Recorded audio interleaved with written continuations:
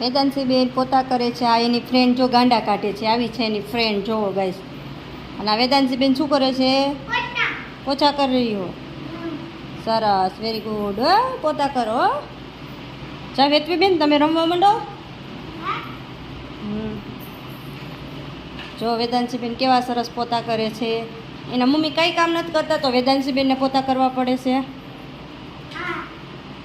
હે, તાર મમ્મી કંઈ કામ ન કરે તો તું કેમ પોતા કરસ? હે